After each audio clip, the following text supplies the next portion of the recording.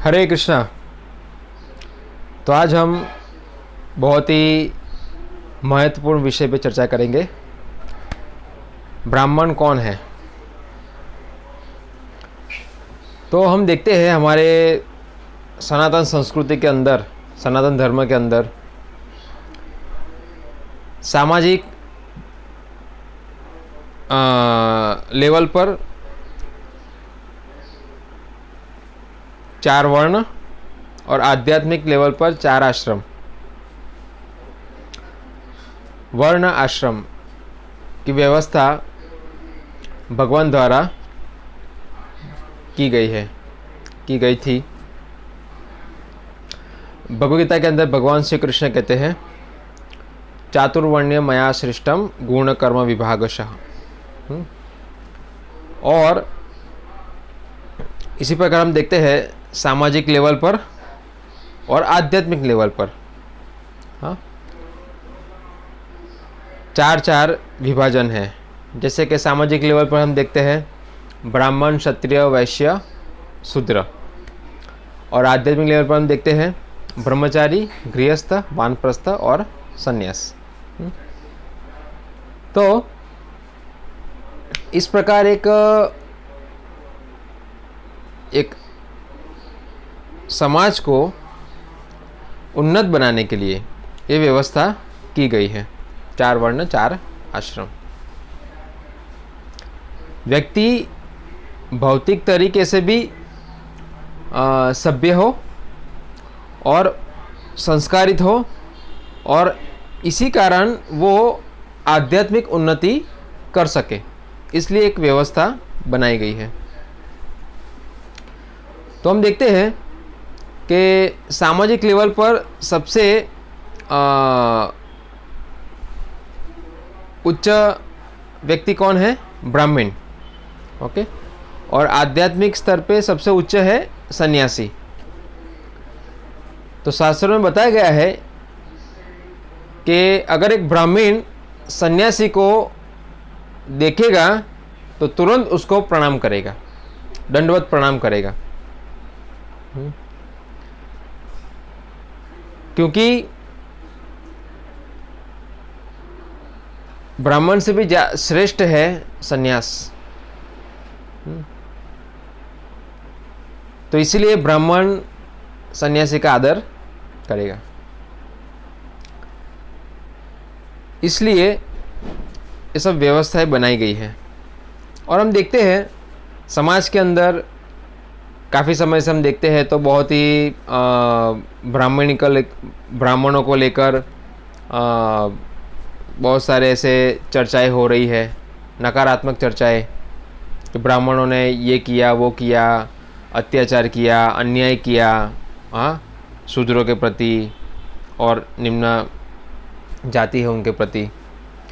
तो अभी तक वो लोग यही नहीं समझ पाए कि ब्राह्मण किसे कहते हैं, ब्राह्मण है कौन, है ना। ऐसा हम कहते हैं पुलिस, डॉक्टर, तो उसके गुण होने चाहिए ना, वो तभी तो वो कहलाएगा कि वे पुलिस है या डॉक्टर है। तो इसी प्रकार ब्राह्मण के गुण क्या है? व्यक्ति ब्राह्मण कब बनता है? पहली बात तो ये, हमारे भारत के अंदर हम देखते हैं सबसे बड़ी भूल धारणा यही है कि जन्म से व्यक्ति ब्राह्मण होता है। मगर ये गलत है। भगवान श्री कृष्ण कहते हैं, चातुर्वर्ण मया सृष्टम गुण कर्म विभागशः। गुण और कर्म के अनुसार उसको हम समझ सकते हैं। सिर्फ और सिर्फ जन्म से कोई ब्राह्मण होता नहीं है। जिस प्रकार अगर पिता इंजीनियर है तो जरूरी नहीं है कि बच्चा, उसके घर में जो संतान आएगी वो भी इंजीनियर ही बनेगी, ऐसा संभव है नहीं। तो इसीलिए हम देखते हैं कि समाज के अंदर जो ये विरोध हुआ ब्राह्मणों को लेकर, ये उन्होंने सिर्फ जन्म से ही उनको ब्राह्मण माना। जो ब्राह्मण के घर में जन्म लेता है वो ब्राह्मण ही है, समझे ना। और फिर वो ब्राह्मण उसको स्वीकार कर लेते हैं, इसीलिए फिर वो ब्राह्मण है नहीं, मगर उन्होंने उसको स्वीकार किया वो ब्राह्मण है। ऐसा उसके गुण कर्म ब्राह्मण जैसे नहीं है। हाँ, तो गलती किसकी है? गलती उस व्यक्ति की है जो जन्म से उसको ब्राह्मण मान लिया। समझे ना? अगर कर्म, गुण और कर्म को देखते तो पता चल जाता है ये ब्राह्मण है या नहीं है। ठीक है, फिर हम उस व्यक्ति के स्वभाव से हम बच सकते थे। बस गलती हमारी है कि हमने शास्त्रों के माध्यम से परखा नहीं। समझे? तो आज हम देखेंगे कि व्यक्ति ब्राह्मण कब बनता है। तो शास्त्रों के अंदर वर्णन है, हम देखें तो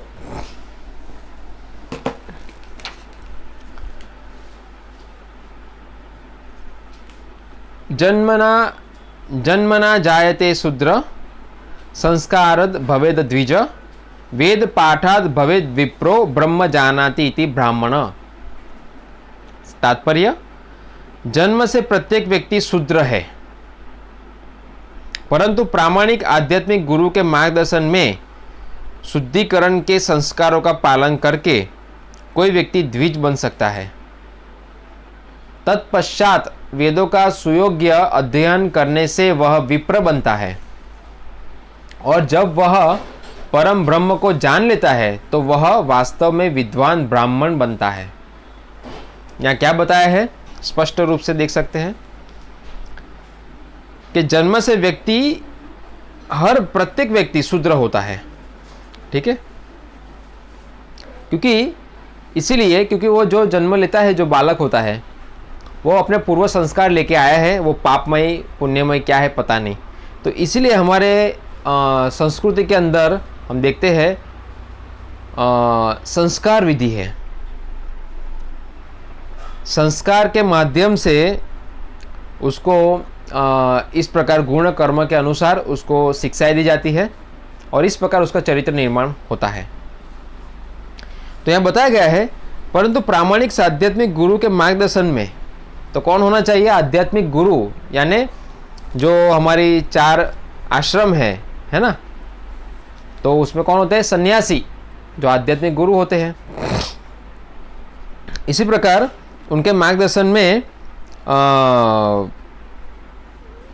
शुद्धिकरण के विधि होती है, जिसे कहते हैं संस्कार, पालन करने के चाहिए। कोई व्यक्ति द्विज बन सकता है। द्विज का मतलब, हाँ, द्विज का मतलब होता है दूसरा जन्म। तत्पश्चात वेदों का सुयोग्य अध्ययन करने से वह विप्र बनता है। विप्र का मतलब होता है जो ब्राह्मण से पहले का एक स्टेप रहता है, विप्र। जो विप्र का कार्य क्या होता है? विप्र का कार्य होता है जो सामाजिक लेवल पर जो लोग होते हैं, भौतिक सुख सुविधा से आसक्त होते हैं, उनको कर्मकांड विभाग से उनको अपने इच्छित पुण्य कर्म करने की प्रेरणा देता है शास्त्रों के माध्यम से। वो होता है विप्र। अभी वो पूर्ण रूप से ब्राह्मण नहीं है। समझे ना? ब्राह्मण कब बनता है? आगे आता है कि और जब वह परम ब्रह्म को जान लेता है तो वह वास्तव में विद्वान ब्राह्मण बनता है। जो व्यक्ति भगवान को जानता है, समझे ना, भगवान को जो व्यक्ति जान लेता है वही सही में ब्राह्मण है। समझे? तो जो व्यक्ति भगवान को जान लेता है वो कैसा रहता है? तो गीता में उसका उत्तर है, हाँ, विद्या विनय संपन्ने ब्राह्मणो हविगस्तिनी, सुनी चैन स्वपाके च पंडिता समदर्शिना। तो वास्तव में ब्राह्मण कौन होता है? ब्राह्मण भगवान का शुद्ध भक्त होता है, जिसे हम कहते हैं वैष्णव। वैष्णव ही सही में ब्राह्मण होता है, और वो समदृष्टि होता है। समझे ना? क्योंकि भगवान का स्वभाव समदृष्टि है, और जो भगवान के अंदर जो दिव्य गुण है वो सभी उसके अंदर पाए जाते हैं। करुणा, कृपा, दया, ये सभी गुण उसके अंदर पाए जाते हैं, और इस वजह से वो समाज को आध्यात्मिक स्तर पर उन्नत कर सकता है। समझे? सभी को भगवान के बारे में शिक्षा देकर। इसलिए चैतन्य महाप्रभु ने कहा है, किबा विप्र किबा नया शूद्र क्या नई, से ही कृष्ण तत्ववेता से ही गुरु होय। किबा विप्र किबा न्यास, है ना? विप्र का मतलब जो वेदों में पंडित है, किबा विप्र किबा न्यास, संन्यास, शूद्र कहना न आई, समझे ना, शूद्र भी नहीं, से ही कृष्ण तत्ववेता से ही गुरु है। जो भगवान के बारे में जानता है वही सही में गुरु है। देखिए ये भगवान का एक न्याय है, समदृष्टि न्याय। हम लोग सिर्फ व्यक्ति को देखकर ही भ्रमित हुए हैं, मगर सही में भगवान की दृष्टिकोण से अगर हमने किसी को समझा होता तो ये समस्या खड़ी नहीं होती समाज के अंदर। हम अपने अल्प बुद्धि, अल्प दृष्टि के दृष्टिकोण से समझने का प्रयास कर रहे हैं, इसीलिए हम लोग समाज के अंदर अशांत है। हाँ, हमने शास्त्रों के माध्यम से परखने का प्रयास करना चाहिए। ये हम देख सकते हैं कि किसे ब्राह्मण कहते हैं, समझे। ब्राह्मण कभी ऐसा कार्य कर ही नहीं सकता, क्योंकि जिसका मन भगवान में लगा है वो व्यक्ति भगवान के स्वभाव से जीवन जीता है, और इस प्रकार वो समाज की अच्छे से सेवा कर सकता है, आध्यात्मिक स्तर पे उन्नत करने के लिए, समझे। जो व्यक्ति भौतिक स्तर पर जीवन ही नहीं जी रहा है, मैं शरीर नहीं हूँ, मैं आत्मा हूँ, है ना, और उसकी भौतिक जरूरियात भी बहुत ही कम होती है। हाँ, काम, क्रोध, मोह, लोभ, मद, मत्सर्य, है ना, वो नहीवत होता है, सोचिए। और उसको लोगों ने कहा कि ये ब्राह्मण को लोग कहते हैं कि ये ऐसा कर रहे हैं, मगर ब्राह्मण ऐसा नहीं करता। जो व्यक्ति ब्राह्मण बनने योग्य नहीं है उस व्यक्ति को लोगों ने ब्राह्मण कह दिया जन्म से। हाँ, इसीलिए वो व्यक्ति ब्राह्मण ही नहीं है तो फिर वो तो समाज के अंदर उत्पात मचाएगा। हाँ, जातिवाद खड़ा करेगा। हम देखते हैं जो काष्ठ ब्राह्मण थे, इन्होंने जातिवाद खड़ी की कि हम जन्म से ही ब्राह्मण हैं, समझे ना। बल्कि जो ब्राह्मण होते हैं, वास्तविक ब्राह्मण जो वैष्णव है, वो तो सभी को न्याय करते हैं, सभी को आध्यात्मिक शिक्षा देकर ब्राह्मण बनाते हैं। सोचिए, सभी को भगवान की सेवा में नियुक्त करते हैं। हाँ? तो भगवान की सेवा में जब व्यक्ति नियुक्त होता है तो वह ना उच्च होता है, वो नीच होता है। हाँ, सभी का स्थान भगवान की नज़रों में कौन है? भक्त है। सोचिए, तो ये भूल धारणा हमारे समाज में बहुत सारी लोगों ने खड़ी की है। और हम आगे देखते हैं कि और क्या कह रहे हैं यहाँ पर शास्त्रों में। चंडालो अपि द्विजो श्रेष्ठो हरिभक्ति परायण, हरिभक्ति विहीनश्च द्विजो अपि स्वपचाधमः। भले ही किसी ने चंडाल परिवार में भी जन्म क्यों न लिया हो। चंडाल का मतलब 4 वर्ण से नीचे का स्तर, शूद्र से भी नीचे का स्तर होता है चंडाल, जो कुत्ते का मांस खाते हैं वो लोग।